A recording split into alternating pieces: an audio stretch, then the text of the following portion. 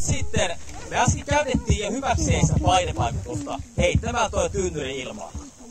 Mutta meillä on siis mahdollisuus, että koska me chanssi heittääkin samasta putkesta ilmaa myös polttoaine, eli biopolttoaine, ja ilmassa vielä se polttoaine pystyy palamaan sen jälkeen. Eikä tulisi tämmöinen Hollywood-pamahdus, mitä käytetään aina kaikilla duutsareiden tai puolustusvoimien keikoilla. Mutta joka tapauksessa niin tässä pystytään todistamaan tämän ruudin monimuotoisuus eri ympäristöissä. Ja nyt kuten näitte, niin äsken Antti pääsi sinne vettä vähän putkeen mukaan. Ja vesi on tuossa tilanteessa myöskin turvatekijä. Eli vedellä on valtava vaikutus tuossa pohjalla, nimittäin toi putki pitää aina tyhjentää polttoaineessa, kun se pamahtaa.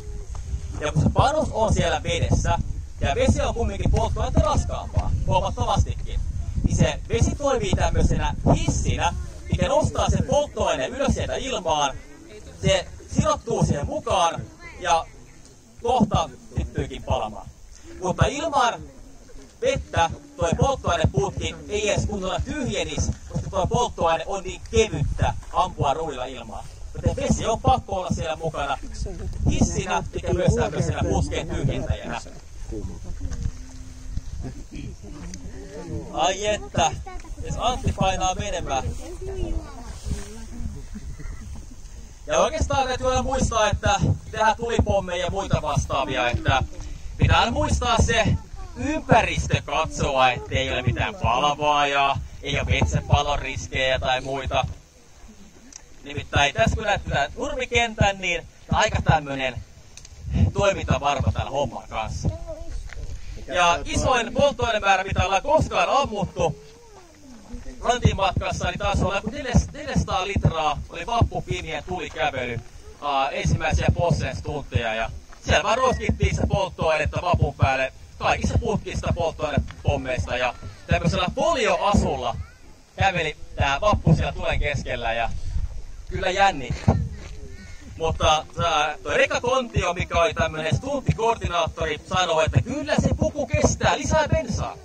Ja piti vaan luvattaa siihen, että no sähän se tiedät, sähän se stuntikoordinaattori olet, mä teen vaan pommeja.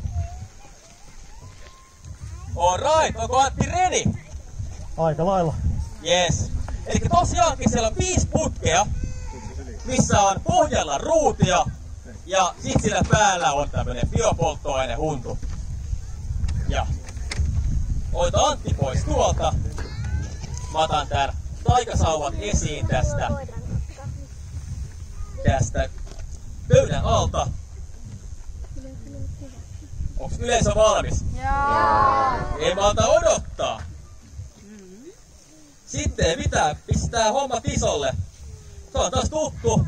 3, 2, 1 ja tääkin vähän pamahtaa, se perheen pienimpiä, niin vaan pistää sormeen korvaa. Muutenhan me mennään. Ja yhteinen countdown, 3,